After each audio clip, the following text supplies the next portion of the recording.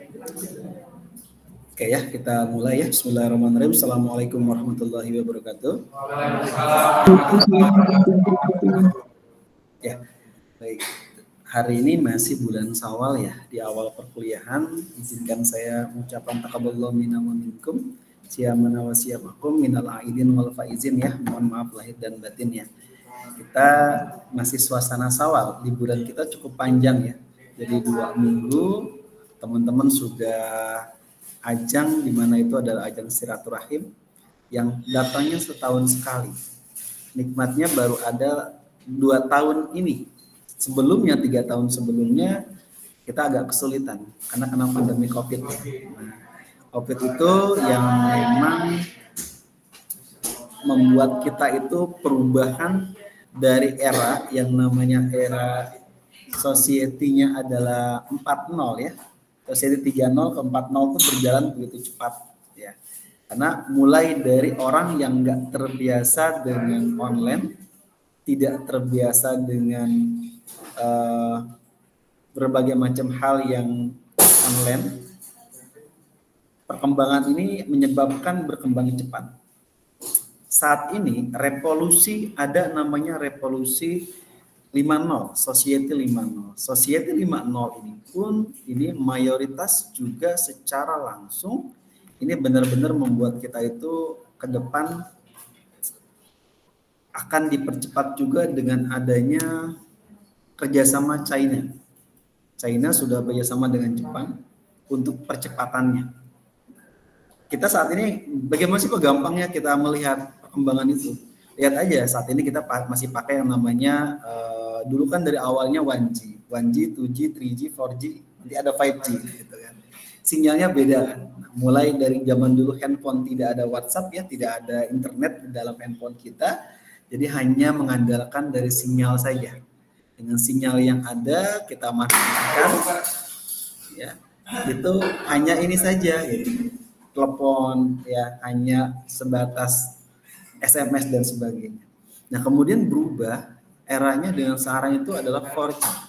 Nanti di era 5G yang biasa video itu agak lemot-lemot nanti cepet banget. Eranya akan ada. Handphone kita ke depan 2 tahun lagi itu mau tidak mau dituntut nanti kita. Mau tidak mau kita harus menggunakan yang namanya 5G. Siap tidak siap, ya suka tidak suka, itulah perkembangan zaman yang ada. Kita harus benar-benar melihat perubahan-perubahan yang ada. Dengan perubahan-perubahan yang ada itu menyebabkan kita harus siap dengan berbagai macam potensi, dengan berbagai macam perubahan-perubahan zaman ke depannya. Baik, dalam pertemuan aspek hukum dalam bisnis ya, atau mungkin mata kuliah hukum di pariwisata ya, ini saya lebih condong menjelaskan ke teman-teman sekarang ini apa sih bentuk hukum di dalam suatu perusahaan. Nah, topik yang akan kita bahas ya di dalam definisi dari adanya badan usaha dan perusahaan. Ya, ada badan usaha di perusahaan itu mempunyai badan dalamnya, ada juga terikatan hukum di dalamnya. Kemudian bagaimana kita bisa menentukan adanya badan usaha. Badan usaha itu berarti kan berupa lembaga instansi yang memang diakuin dan memang harus punya lisensi dan izin sesuai dengan hukum yang berlaku di Indonesia. Ya, setelah itu ada lagi bentuk-bentuk kepemilikannya apa. Saya rasa teman-teman selain di vokasi ini, teman-teman harus berpikir setelah lulus apakah teman-teman akan kerja atau teman-teman jadi owner kan? Jadi entrepreneur, jadi wirausaha gitu.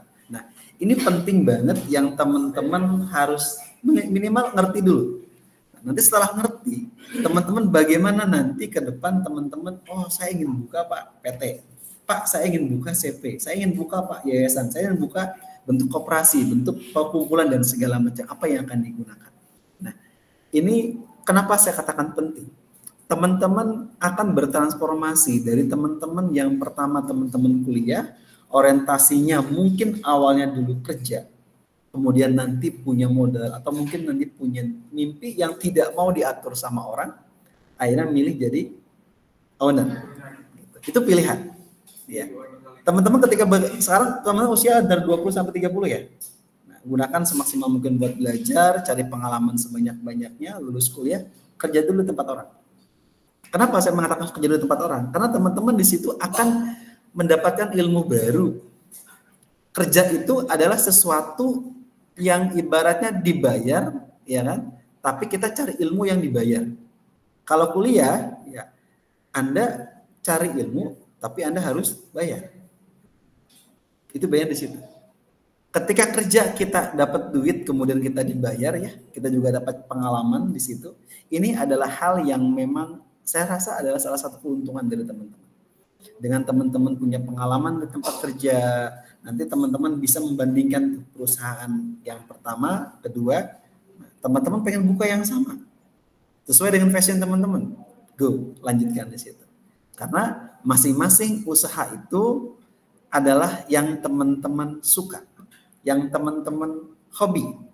Kalau nggak teman-teman hobi, menjalaninya penuh dengan tekanan. Padahal yang namanya usaha itu dari waktu ke waktu, dari tahun ke tahun akan teman-teman terus berlanjut kan, untuk memenuhi segala macam keinginan dan kebutuhan teman-teman selama teman-teman hidup, bahkan nanti bisa diinvestasikan, diwariskan kepada keturunannya.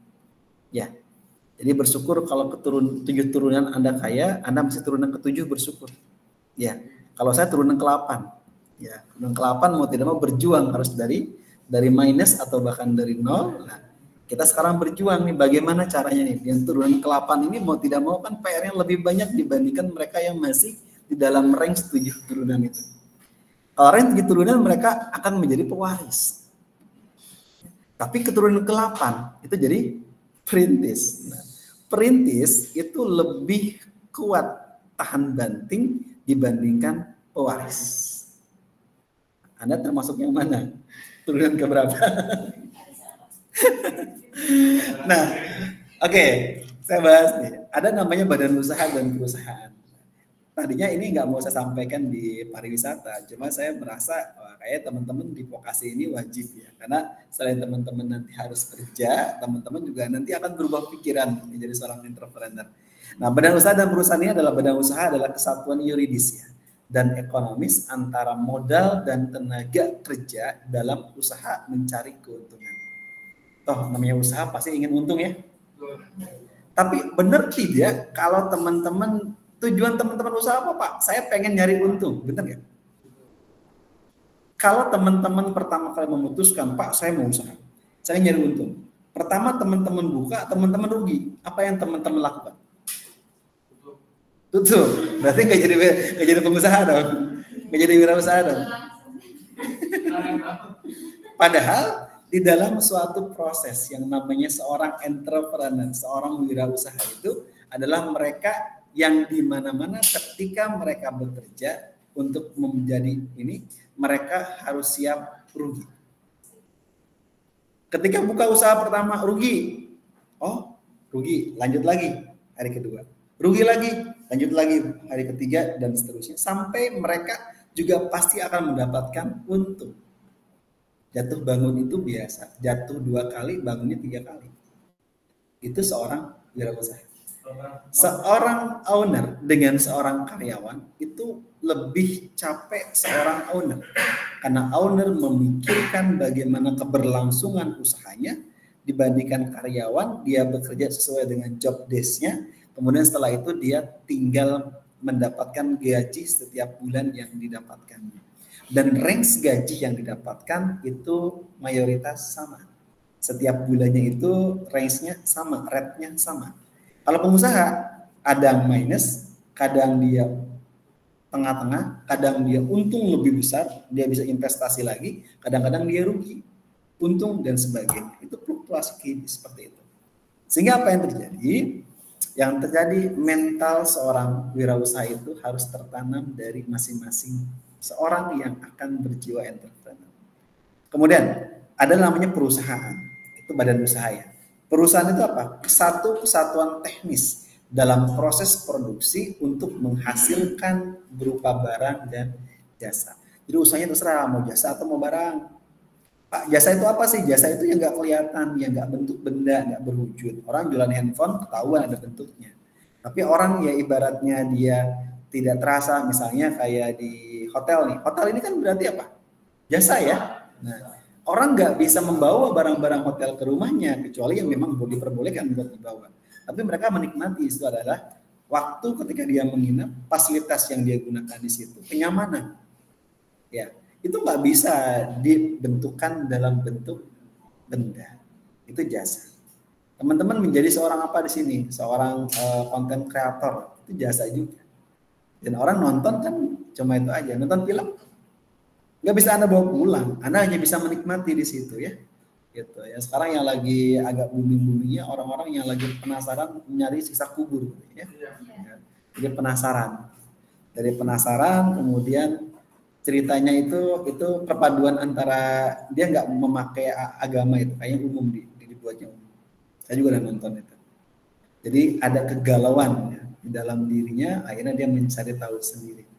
Nah itu bermuncul dari trauma. Teman-teman sama yang punya trauma harus diobati. Kalau nggak diobati traumanya, itu sampai dengan dia tua dia akan terus penasaran mencari tahu itu. Dan akhirnya bisa jadi orang-orang yang ini biasanya orang-orang ateis muncul. Tapi orang ateis pasti di dalam relung hatinya suatu ketika pasti dia akan membutuhkan sandaran Tuhan. Itu udah hal manusiawi. Memang tidak bisa terlihat ya, itu adalah keimanan. Oke, balik ke sini ya. Kemudian setelah itu berikut ada perbedaan antara badan usaha dan perusahaan di sini. Badan usaha ini adalah bersifat abstrak ya, nggak kelihatan, bersifat abstrak. Kemudian menghasilkan laba, menghasilkan keuntungan. Kemudian bersifat formal atau bersifat resmi ya, dan memenuhi syarat-syarat tertentu di situ syarat-syaratnya. Kemudian kalau perusahaan jelas ya, bentuknya jelas ya, konkret, ada pabriknya, ada restorannya, ada hotelnya, jelas, kelihatan. Tapi kalau badan usaha abstrak, perusahaan menghasilkan produk tertentu, ada produk yang jelas. Kemudian perusahaan juga tidak selalu bersifat formal atau bersifat resmi di situ. Intinya kalau badan usaha itu lebih dia arahnya itu bagaimana caranya kita itu dia bisa menghasilkan sesuatu keuntungan tanpa harus punya wujud. Kan sekarang banyak ya orang-orang yang online ya.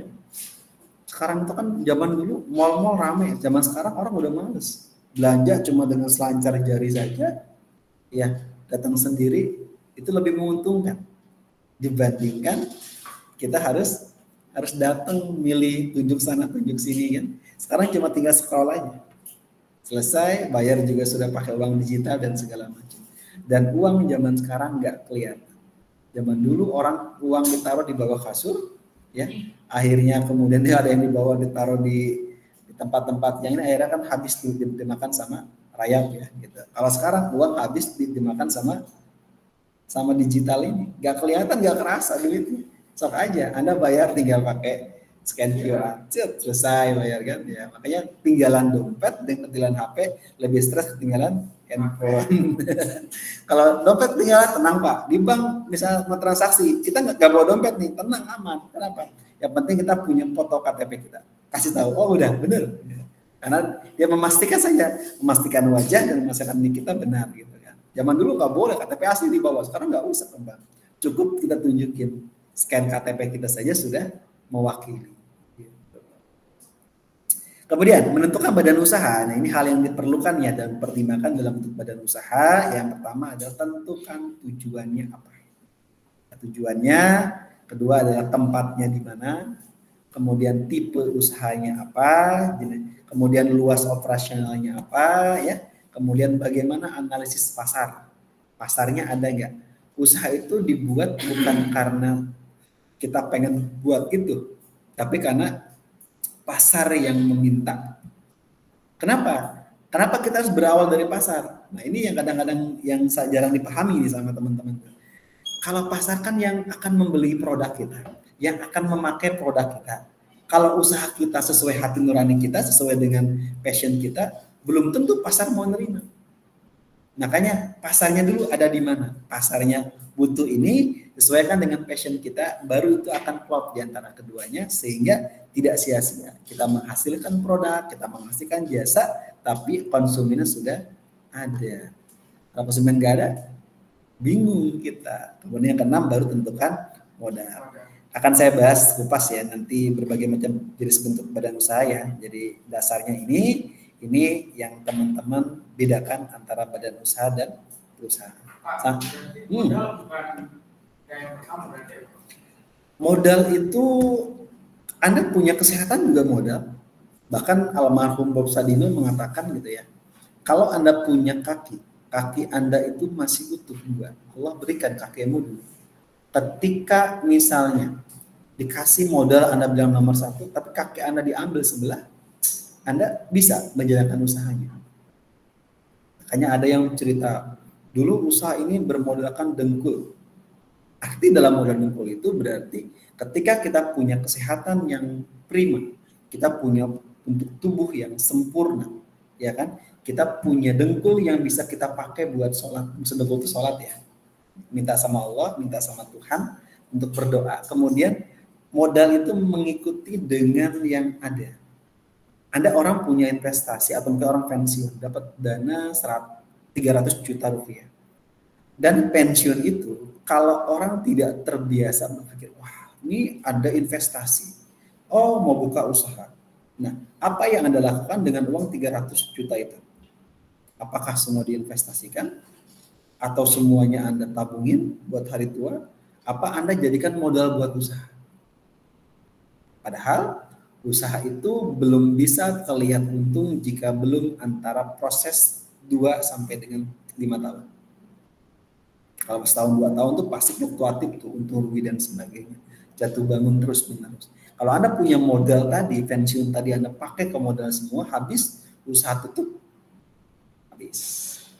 Ada prinsip orang China yang memang bagus itu adalah ketika Anda punya telur banyak di dalam satu keranjang, jangan menempatkan telur dalam keranjang yang sama.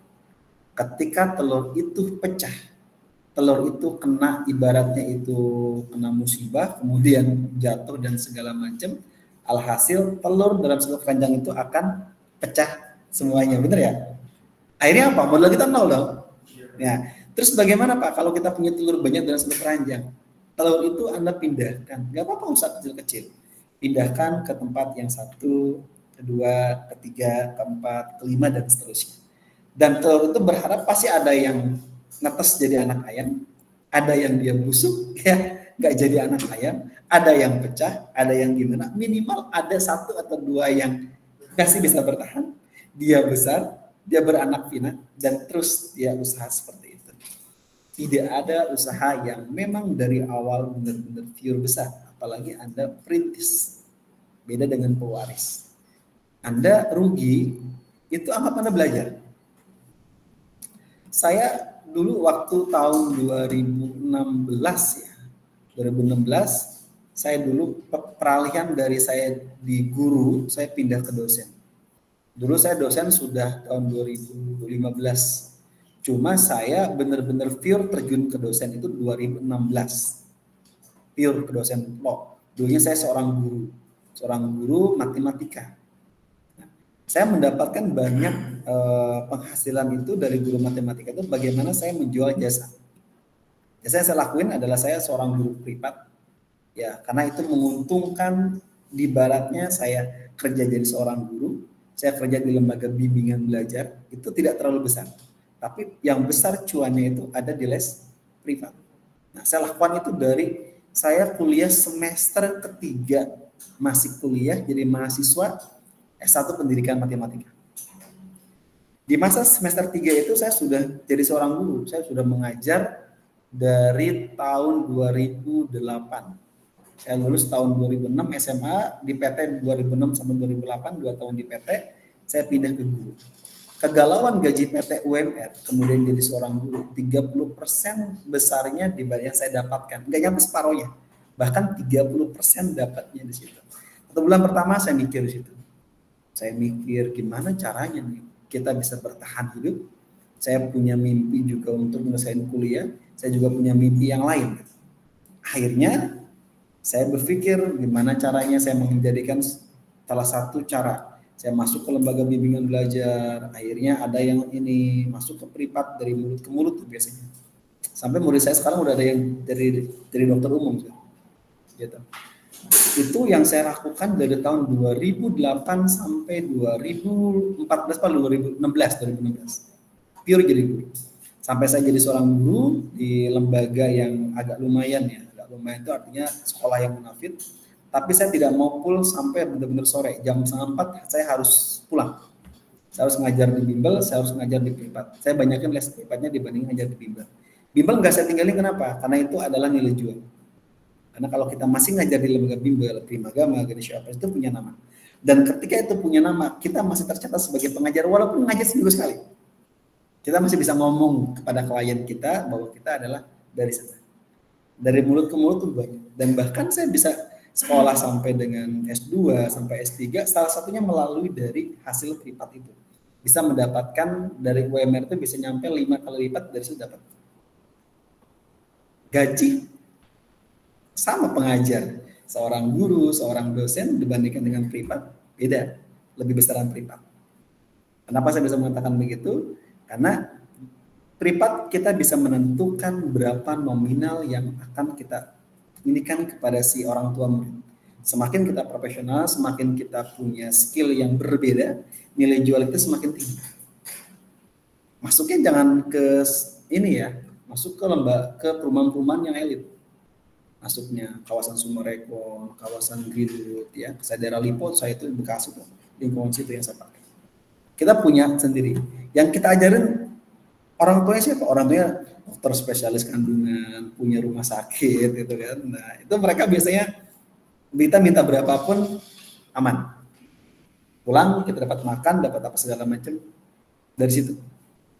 Tahun 2016 pure, saya tidak pernah mau menjadi struktural, menjadi pimpinan di sekolah.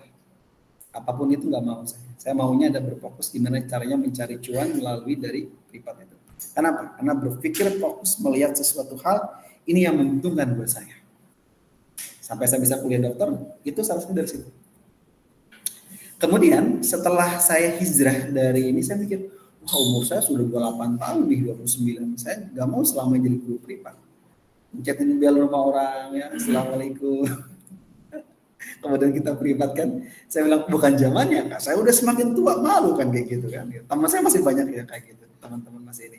Saya berpikir seorang guru yang baik adalah ibarat bukan hanya sebuah lilin yang dinyalakan lilin itu, kemudian dia bisa menyinari sekitarnya, tapi dia lupa waktu dia akan habis dan membakar diri dia sendiri sampai dia meninggal.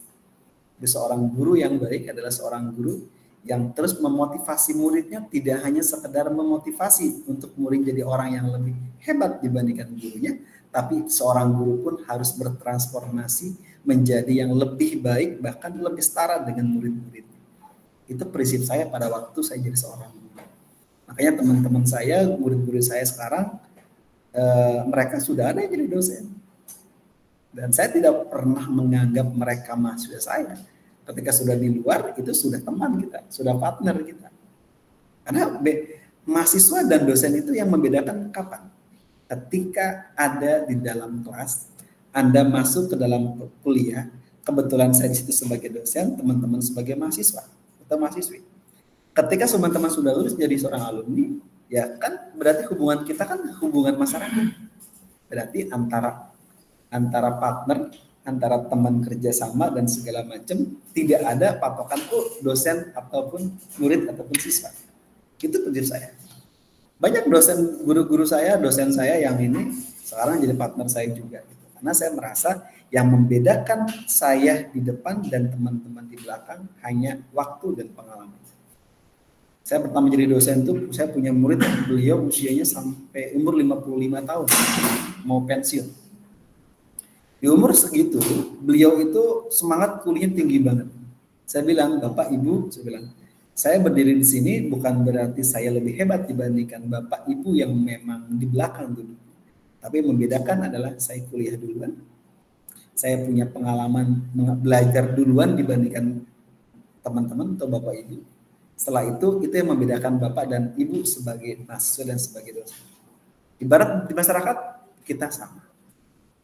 Tidak ada yang namanya ibaratnya perbedaan apapun, tidak ada. Itu yang namanya sama dengan seorang ustadz, seorang penceramah yang dia menyampaikan ilmunya kepada umat, ya, kepada jamaah.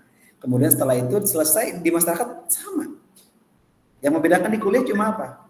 Ada penilaian, ada kurikulum, ya, ada nilai yang diberikan, ada ujian dan segala macam. Itu yang membedakan. Dan ceramah itu yang membedakan, ujiannya ujian kehidupan. Lebih berat ujian kehidupan. Karena tidak ada ujian di situ. ini yang memang kita inikan, bahwa yang namanya itu harus benar-benar bertransformasi. Yuk ambil sikap, bangun strategi, bangun dreams, mimpi teman-teman mau kemana.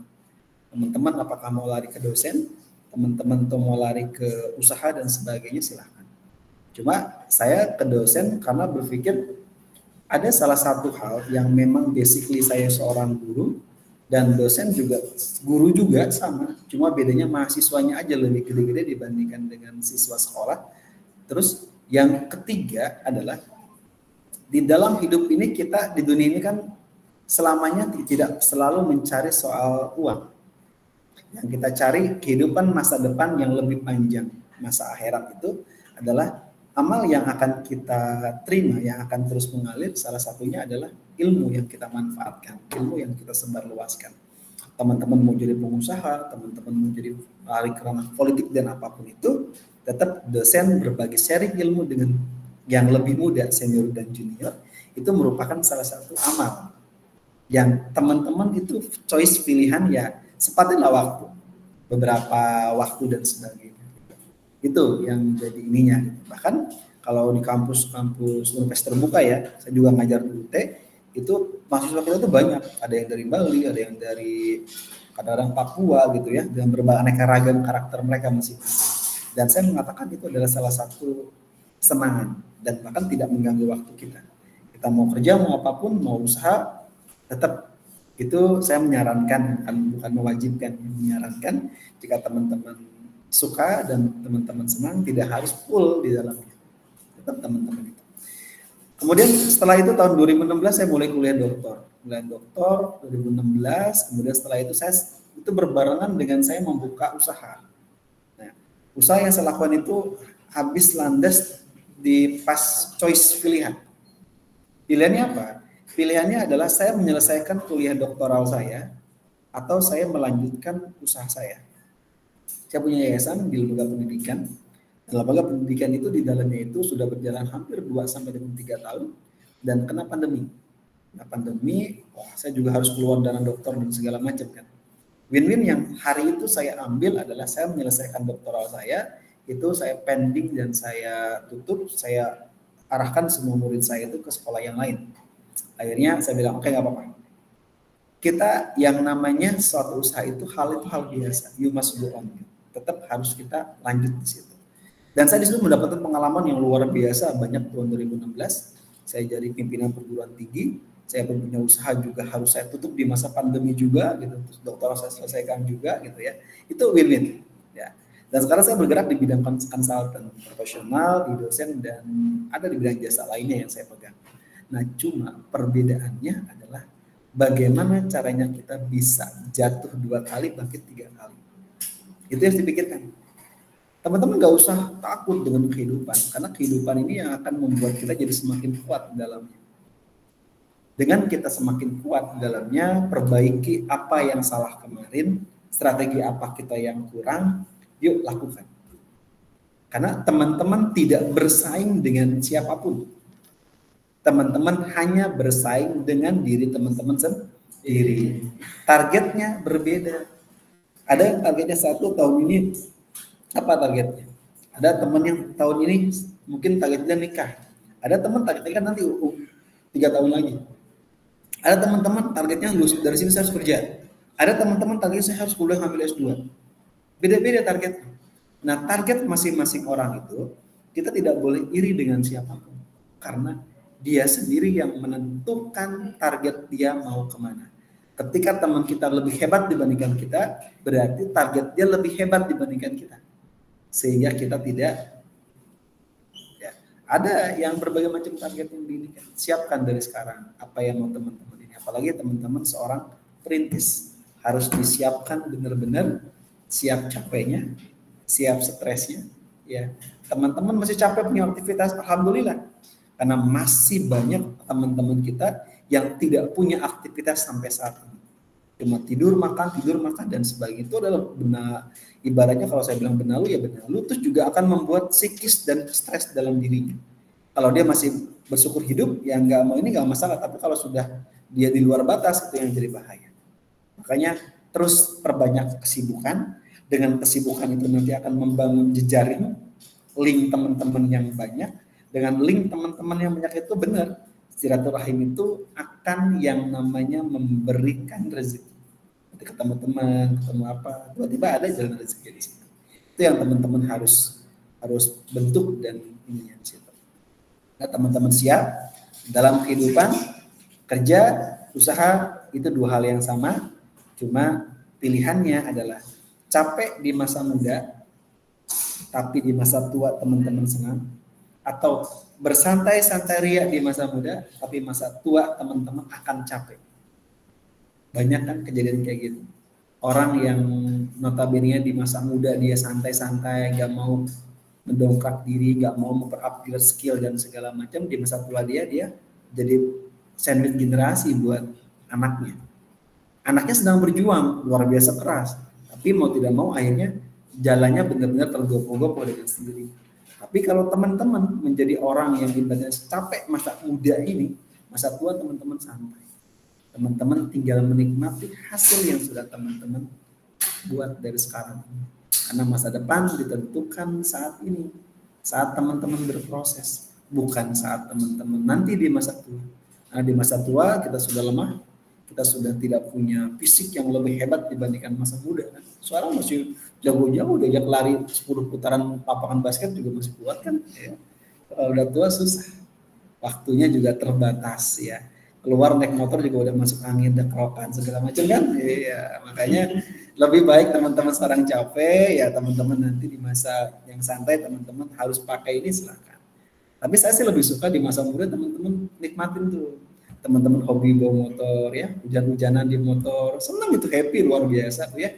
Dibandingkan teman-teman di masa tuanya udah aki-aki bawa motor kan sedih juga ya jadinya gitu ya. Jadi mikirnya begitu sih. Jadi prinsipnya teman-teman yang menentukan masa depan ada di teman-teman sendiri. Bentuk-bentuk badan usaha dilihat dari perspektif ekonomi ya. Yang pertama ada ekstraktif. Nah, ini adalah bagaimana nih mengambil langsung dari alam. Ya tambang batu bara, nikel, ya kan, emas dan sebagainya itu adalah usaha ekstraktif. Kedua ada agraris, bagaimana mengelola alam. Nah, orang yang hobi petani, hobi berkebun dan sebagainya macam, ini adalah choice pilihannya. Tapi kebanyakan orang-orang dari lulusan pertanian pun yang jiwanya bukan petani, mereka berubah bertransformasi kerjanya tidak di petani. Bahkan ada orang IT, ya, maksud saya itu, dia hobinya di agraris ya. Jadi dia berpindah malah dari orang yang biasanya hobi sistem coding segala macam, pindah ke agraris gitu. Ya itu pilihan ya, nggak apa-apa ya. Kemudian tiga ada industri, bagaimana mengolah barang mentah menjadi barang setengah jadi atau bahkan barang jadi. Kemudian yang keempat adalah niaga atau perdagangan. Kemudian yang kelima adalah jasa. Pilih mau yang mana. Sebenarnya yang paling ini kembali ke teman-teman. Yang kalau ini lebih capek dan segala macam. Kalau jasa sebenarnya, tapi tetap komplainan akan lebih banyak di jasa dibandingkan di produk. Karena kalau produk, inputnya produk, barang bakunya sama, diproses sama, outputnya keluar sama. Ini handphone, di inputnya berbagai macam, banyak hal di sini ya. Barang-barang elektronik semua jadi satu kan, diproses nih, keluar handphonenya sama. Cok. Kalau jasa sama nggak? Pendidikan di jasa. Anda mahasiswa, masuknya inputnya beda-beda kan?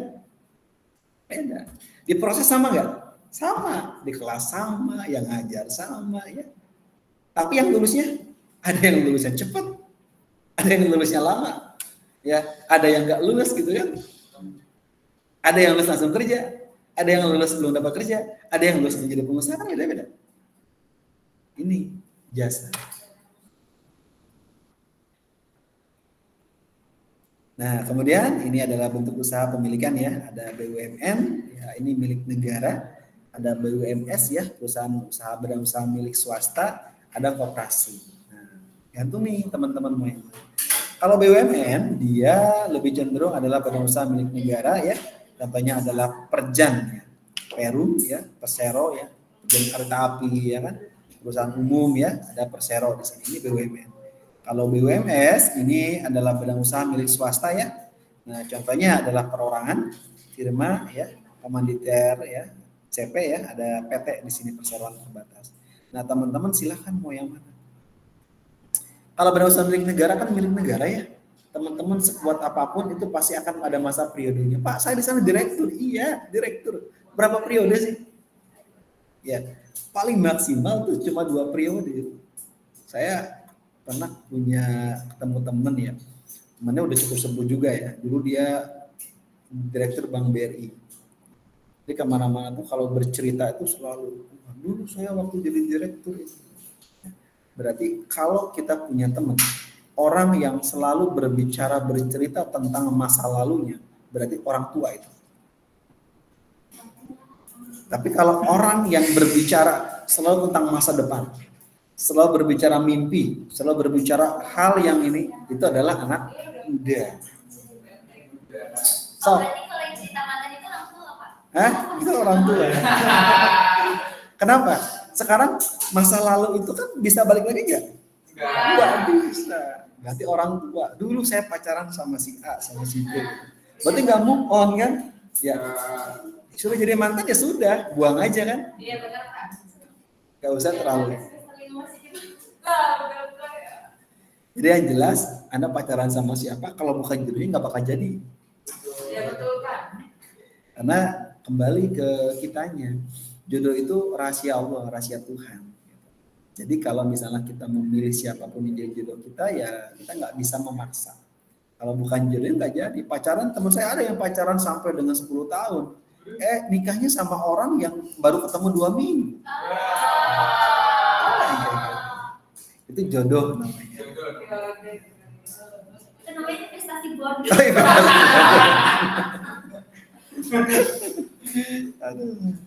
Ya ini ya, jangan banyak terlalu baperannya ya. Jadi ini pada pariwisata kayak baperan sampai dengan ini jangan ya. Itu yang harus diinikan. Jadi ceritanya selalu cerita masa depan. Anda ketemu pacar juga sama, ngobrolnya tentang masa depan, visi misinya apa, rencana ke depan tuh apa. Jangan ngomongin ya ibaratnya itu cerita dulu gimana gak ada gunanya. Bangun strategi bagaimana untuk mendapatkan apa, untuk menuju kemana. Biar satu visi.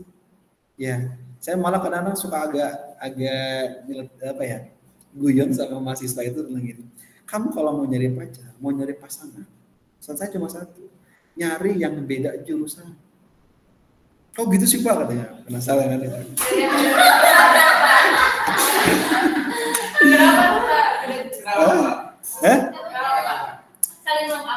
Kalau pinteran ceweknya, cowoknya malu.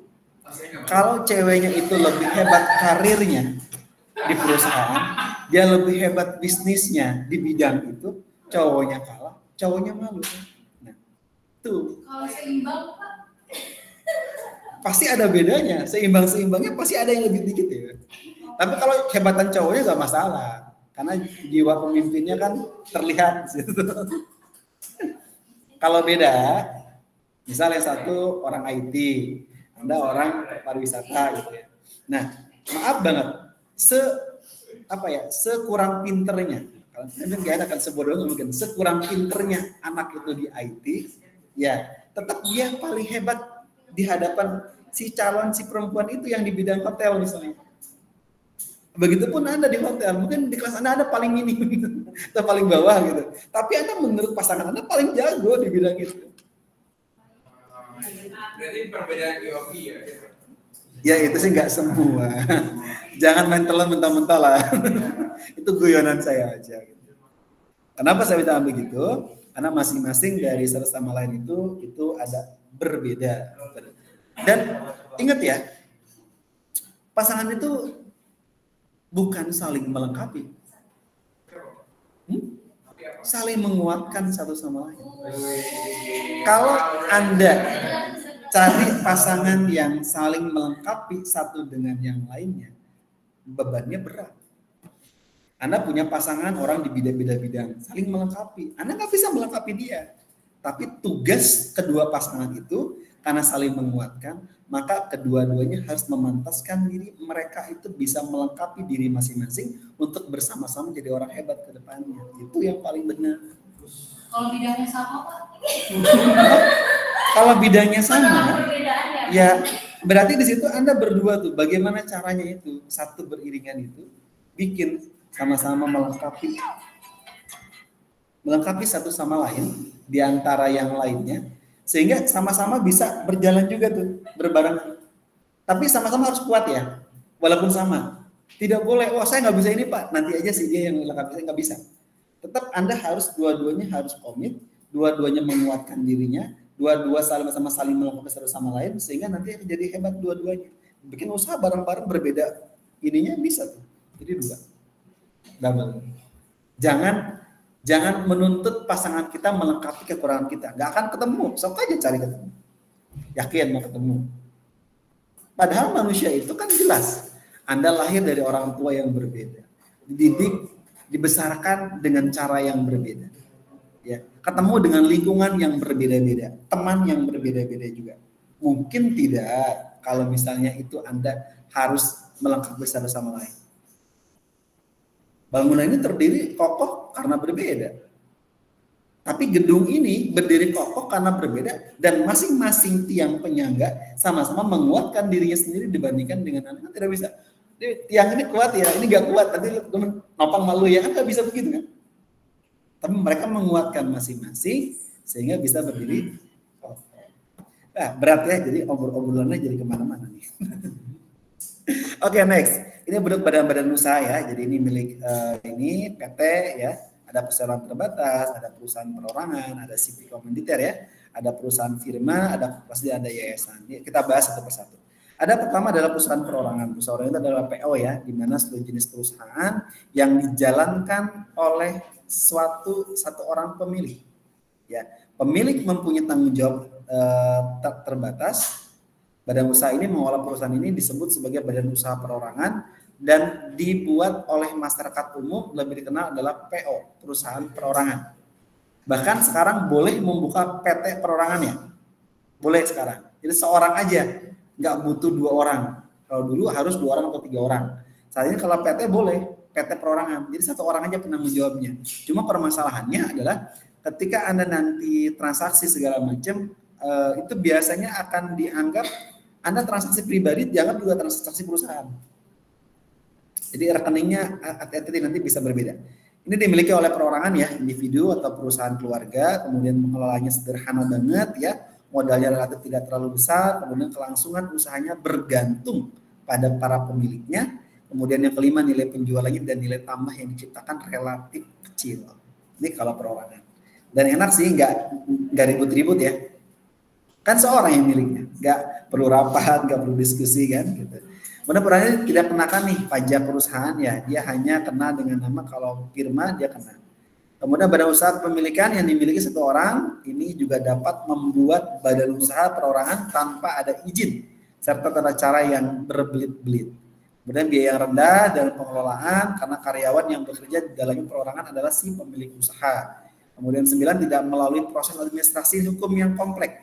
Jadi cukup Anda buat akta notaris, Anda buat surat keterangan domisili dari kelurahan saja, kemudian juga Anda tidak perlu ngurus SIUP, tidak perlu ngurus TDP, ya, hingga juga Anda tidak perlu yang namanya membuat yang namanya dari Kementerian Kemhanham.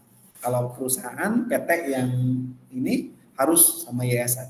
Perusahaan juga nih perorangan biasanya memiliki usaha kecil UKM ya, seperti laundry, seperti bengkel, rumah makan, salon kecantikan ya, persewaan komputer, internet dan lain sebagainya. Ini walaupun perusahaan perorangan jika dikelola dengan baik jadi besar. Kalau mau bentuk PT PO. Kedua ada firma nih. Firma ini badan usaha yang dimiliki oleh lebih dari 1 orang dan bertanggung jawab pemiliknya ini tak terbatas. Ya, dari segi pemilik, firma biasanya dimiliki oleh orang-orang yang hubungan dengan sangat dekat kerabatannya. Misalnya pemiliknya masih dalam satu keluarga, ya, ada adiknya, ada kakaknya, apa kalau udah nikah, suami, istri, orang tua, mertua gitu ya, adik kakak dan sebagainya, ribut di dalam situ terus gitu ya, itu bisa dalamnya. Hal ini disebabkan oleh para pemilik firma harus bertanggung jawab tak terbatas ya. Kemudian pemilik firma lebih dari 1 orang yang mendirikan harus masuk ke dalam akta notaris. Nanti Anda datang ke notaris, nanti Anda didaftarkan dengan pengadilan negeri setempat dan didaftarkan pada kantor dinas perekonomian. Dan ini biasanya cepat, paling cuma 3 hari selesai kok ini, karena nggak sampai dengan Kemhanham. Kemudian dengan ini pemilik modal juga ini harus jadi lebih kuat ya. Ada nanti juga dalam pasal 16 KUHD ya. Nah, Ini yang bunyinya perseroan di bawah firma adalah suatu persekutuan yang dijalankan perusahaan di bawah nama bersama. Nah, ini firma anggotanya dia biasanya sudah saling mengenal, ya. Perjanjian firma dapat dilakukan di hadapan notaris maupun di bawah tangan. Paham nggak maksud di bawah tangan?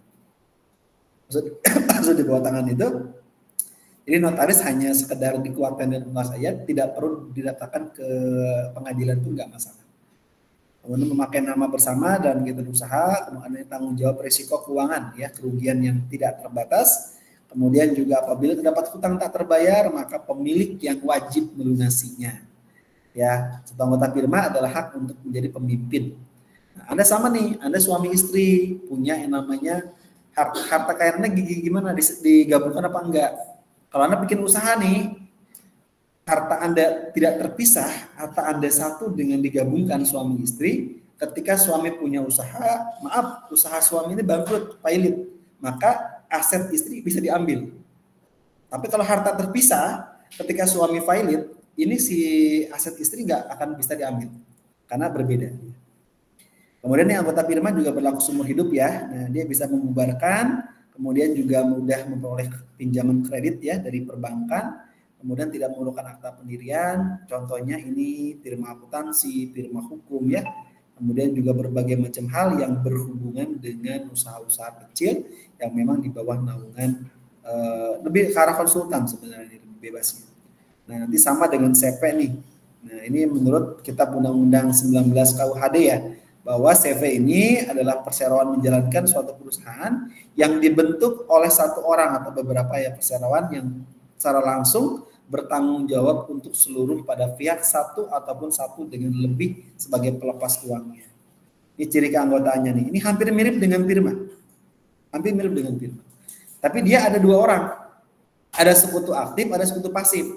Sekutu aktif adalah orang yang ngelola CP-nya itu. Tapi pasif dia hanya ngasih duit doang. Hanya ngasih modal doang, nanamin modal doang.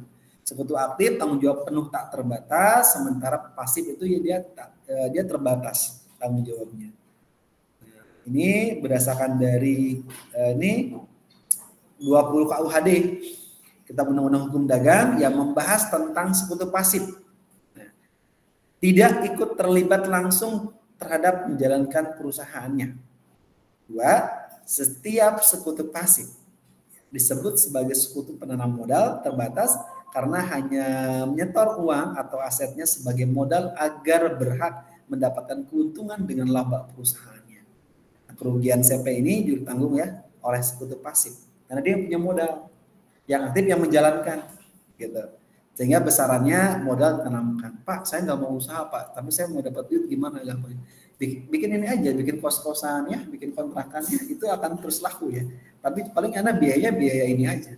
Saya teringat sama guru matematika saya SMP itu, beliau itu PNS. Nah, dia punya target bikin 1000 kontrakan. Jadi beli tanah, dapat kontrak, kembangin, bikin kontrakan jalan berapa ini, oh ini duit ada, sekolahin lagi, beli lagi tanah berikutnya, bikin lagi kontrakan. Jangka waktu berapa tahun tuh BEP itu? BEP paling sekitar 3 tahun, 5 tahun BEP, selanjutnya tinggal nyari untung doang. Dan ternyata ya anaknya itu anaknya yang kedua itu dulu ketemu saya itu saya pas ngajar di Bimbel Ganesha Operation ya pada waktu itu saya tanya, saya bilang rumahmu di mana? Rumahmu itu rumah saya di sana Pak, daerah Serangan ini. Oh, orang tuamu apa? Guru Pak di sini. Oh, saya bilang berarti kamu anaknya si ini. Benar. Saya bilang cuma ini satu, titip salam ke Bapak.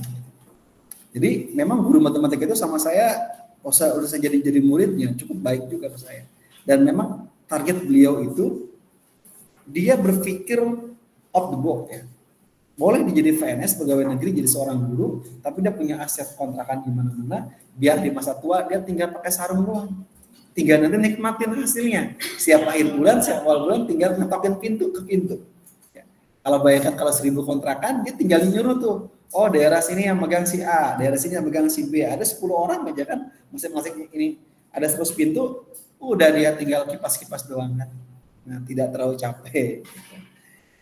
Kemudian sekutu pasif juga ini silent partner ya.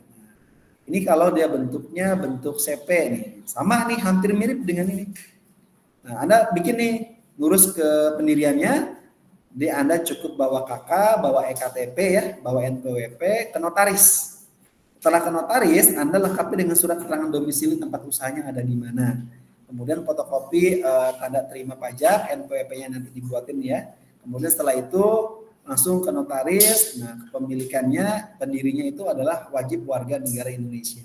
Ini kalau mendirikan CP. Nah, gimana mendirikan yayasan? Yayasan ini adalah Undang-Undang Nomor 28 Tahun 2004 ya, tentang perubahan Undang-Undang Nomor 16 Tahun 2001 tentang yayasan. Peraturan Pemerintah Nomor 63 Tahun 2008 tentang yayasan. Bahwa yayasan itu adalah lembaga non-profit. Saat ini banyak yayasan profit, belum ya? Orang mendirikan suatu lembaga, suatu instansi, sekolah, perguruan tinggi, kalau tanpa profit mau mereka?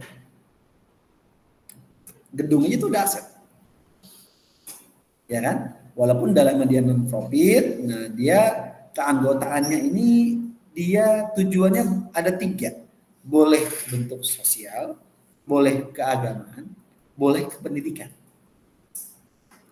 Pak, semua yayasan sama. Di dalam akta yayasan itu semuanya melengkapi 3 ini. Jadi yayasannya satu, dalamnya mau buka sekolah, buka universitas, buka lembaga sosial, atau buka rumah sakit, boleh dalamnya itu. Karena dia tujuan sosial dalamnya. Dijelaskan di dalam akta yayasan. Ada yang sudah baca atau orang tuanya punya yayasan? Tahu tuh. Yayasan ini tidak hanya sampai notaris. Dia sampai dengan Kemkamham. Jadi nanti ada namanya itu sampai dengan pengesahan dari Kementerian Hukum dan HAM. Berapa orang Pak anggotanya? Anggotanya yayasan ini minimal terdiri dari 5 orang.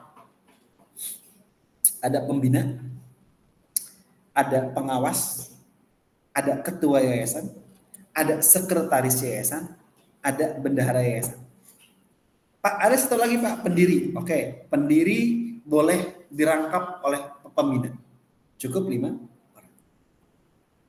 Cepat Pak bikinnya, cepat. Paling 2 hari, 3 hari. Kemkamham turun seminggu, kemudian selesai. Tinggal Anda punya yayasan. Ini yang ngurus pajak dan segala macam untuk ini. Nih ya, tuh, bener kan? Ini dibuat notaris, bahasa Indonesia, terdiri dari pembina, pengurus yayasan, dan pengawas. Pengurus yayasan itu ada ketua, sekretaris, bendahara. Yayasan juga didirikan berdasarkan dari surat wasiat juga bisa. Yayasan tidak boleh menggunakan nama yang telah dipakai. Nanti Anda pesan nama yayasan itu online. Pesannya di pesan nama yayasan. Dan Anda boleh, yayasannya pakai nama Anda sendiri boleh. Yayasan Agus Harimurti Yudhoyono. Kalau emang belum ada, boleh dibentuk. Yayasan Arif Hidayat, boleh, nggak apa-apa. Kalau emang belum ada, nggak apa-apa, masalah. Jadi memang yayasan itu bebas namanya. Boleh juga dia digabung dan segala macam. Dia adalah payung hukumnya. Kalau Anda mau bentuk yayasan. Pak, harus 5 orang Pak. Siapa Pak yang jadi owner? Pembina. Karena pembina ini dia diangkat ya, dia yang mempunyai semua modal segala macam. Pengurus yayasan, ketua, sekretaris, bendahara boleh digantikan oleh siapapun tergantung dari pembinanya. Jadi boleh nih dipecat, dikeluarin boleh. Dan pembina ini owner. Makanya kalau Anda bikin yayasan sama teman-teman punya modal bareng-bareng, itu harus ada surat terpisah di dalamnya. Kalau itu modalnya berbareng-bareng, patungan dengan teman-teman yang lain. Pak, saya nggak mau ribut, bikin sendiri boleh. Yang saya bilang tadi kan, Anda sudah nikah, Anda punya adik, punya kakak, punya mertua, punya ibu, punya bapak, itu aja pakai namanya sama. Bebas kok, nggak masalah. Yang masalah adalah ketika sudah besar, pasti mereka minta cuan ke kita. Tapi kan masih keluarga. Kasih aja. Dibandingkan teman-teman pada ribut, ya enggak? Belum untung dikit, baru untung dikit udah ribut segala macam kan. Makanya banyak yayasan ini lebih aman yang keluarga dibandingkan dengan beberapa orang tadi berbagi saham dan segala macam. Kenapa? Pengambilan keputusannya ribet dan butuh waktu yang tidak sedikit. Kemudian koperasi. Kalau koperasi tergantung ya Anda mau gimana ya. Ini prinsipnya ada kekeluargaan, usahanya meningkatkan kesejahteraan para anggotanya ya.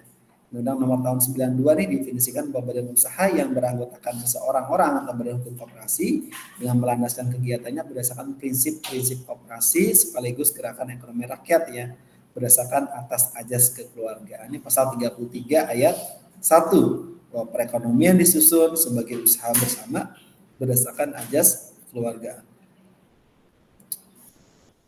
Ini landasan hukumnya nggak saya baca ya, dalamnya bebas. Koperasi simpan pinjam atau koperasi apa dalamnya silakan dibentuk aja. Berbagai jenis usaha koperasi juga banyak Pak. Koperasi yang sudah menyimpan uang dan segala macam. Logo koperasi tetap sama semua ini ya, yang berdasarkan dari Menteri Koperasi tahun 2012 tentang penggunaan lambang usaha Indonesia mulai tanggal 17 April 2012 lambangnya berganti seperti logo itu ya. Apa tuh? Pohon beringin ya. Ini adalah logo Gerakan Koperasi Indonesia. Nah, kemudian saat ini sudah mulai berubah kembali itu dari logo beringin sudah berubah ke dalam Koperasi Indonesia yang lambangnya sudah agak lebih bagus ya dibandingkan dengan lambang dulu. Lambangnya sudah berubah. Ini logo koperasi dalamnya dia arti logonya ya. Nah, ini berbagai macam hal, dalamnya ada gambar bunga ya, memberikan kesan akan pengembangan dan kemajuan. Ada mengandung lambang berikutnya adalah yang selalu berkembang, cemerlang, wawasan, variatif, inovatif ya, dan produktif yang selalu berorientasi pada keunggulan teknologi dalamnya. Namun juga punya 4 sudut pandang ya sebagai Gerakan Koperasi Indonesia dengan cara menyalurkan aspirasi sebagai dasar perekonomian nasional yang bersifat kerakyatan sebagai penjunjung tinggi prinsip kebersamaan, kemandirian, keadilan dan demokrasi. Kemudian selalu menuju pada keunggulan dalam persaingan global. Kan kalau koperasi kan Anda punya uang di awal nih, simpanan wajib ya, simpanan sukarela, nanti setiap bulan dapat, nanti keuntungannya dibagikan setiap tahunnya diberikan. Kemudian PT nih, siapa yang mau bikin PT? Kalau PT itu pemilik modalnya adalah bukan direktur, komisaris dalamnya.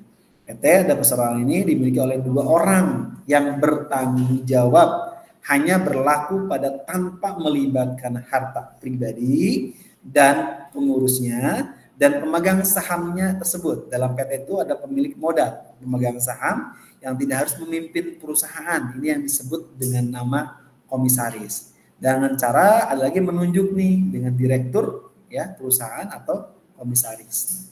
Komisaris nggak harus ada kerja dia, tapi yang kerja direktur nanti yang kerja perusahaan itu gimana membanginnya. Gitu. Nah kalau punya, maka ini yang namanya passive income. Di PT ada PT tertutup ya, ini ada sahamnya ini adalah orang atau keluarga tertentu, ada PT terbuka, ini go public. Nah biasanya ini dijual ke umum nih. Kalau PT TBK ini biasanya itu data keuntungan keuangan itu disebarluaskan. Makanya banyak orang-orang akuntansi biasanya ngambil data itu dari luar, dari perusahaan TBK, karena dia sudah disebarluaskan bebas. Ada PT kosong, PT yang tinggal namanya saja, tidak memiliki kekayaan dan tidak memiliki pimpinan. Ada PT domestik, nah PT usaha dalamnya adalah di dalam negeri, ada PT asing yang dalamnya didirikan di luar negeri. Ini yang berhubungan dengan kegiatan-kegiatan dari perusahaan. Ini oleh-oleh ya. Tinggal cari Mbah Google, ya. Anda silahkan cari. Tapi saya tidak harus mewajibkan teman-teman semua isi. Teman-teman pilih satu saja yang teman-teman minat dalami. Cari misalnya, Pak saya ingin mencari Pak yang berhubungan dengan yayasan. Udah, Anda ambillah semua dengan yayasan selengkap-lengkapnya. Pak saya inginnya PT aja Pak. Anda cari tuh PT. Kelebihannya apa, kurangannya apa, selengkap-lengkapnya. Anda mau nyari koperasi, silakan cari koperasi. Jadi tidak semua dikerjakan. Pilih salah satu. Lengkap. Ini, nanti saya share di Adlink ya. Oke, sampai sini ada pertanyaan atau sharing, dipersilakan.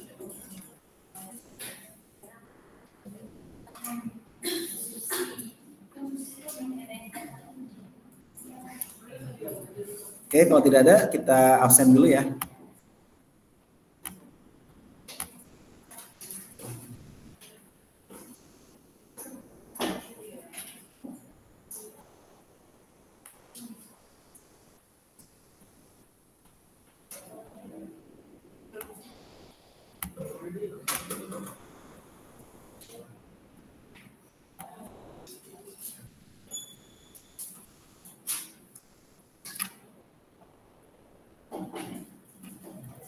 Oke, kita absen Salsabila.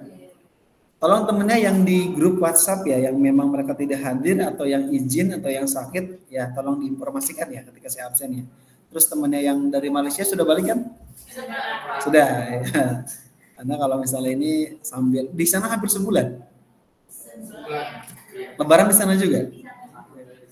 Jadi nggak pas pulang-pulangnya seminggu setelah Lebaran atau gimana? 3 hari. Plus 3 Lebaran. Oh gitu. Jadi lumayan ya. Ada 6 orang, 7? 6 orang. Oke, pengalaman Anda lah di situ ya. Jadi ada salah satu hal yang memang Anda ini kan, kita ada kerjasama juga dengan ini yang memang tidak hanya ke Malaysia, ada ke ini, tapi juga ada dari pariwisata. Kita lagi mencanangkan yang kelas internasional malah, cuman nanti lebih banyak dia di luar nanti, gitu, kegiatannya. Salsabila ada? Salsa? Ada Pak. Oh ada, oke. Agak teriak ya soalnya saya nggak lihat itu ya. M Adli, oke, sorry. Ahmad Rusli, Ahmad Rusli ada? Abdul Malik Karim, panjang banget namamu. Abdul Malik Karim Amarullah Lestahulu, 1, 2, 3, 4, 5. Wah, ini guru SD-nya kasihan mesti ijazahnya. Kasihan UN, Pak. Dia pas UN ya lumayan ya. Para Azahra, Uda Azmi, Salomita,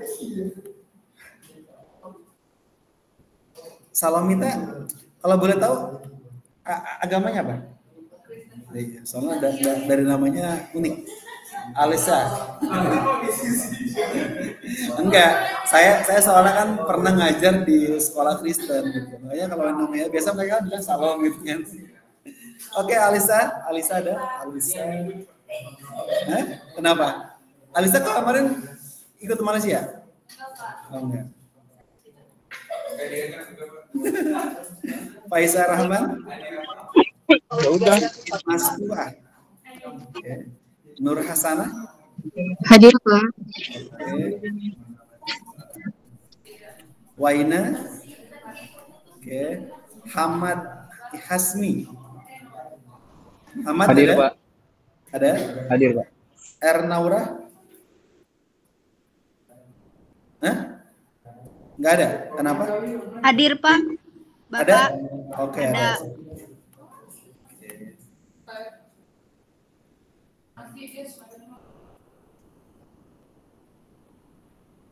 Karena bisa pakai ini yang sudah mulai PKL kan? Bulan depan kita baru daftar, Pak. Oh gitu. Biar nanti ini.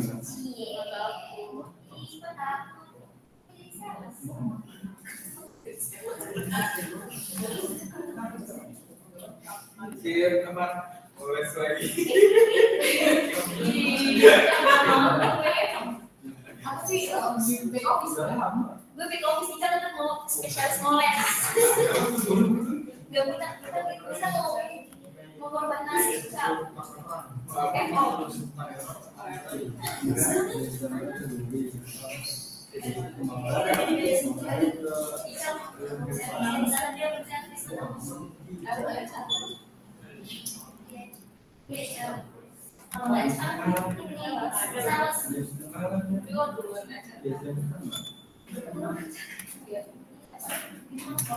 Taufik Ridwan ada?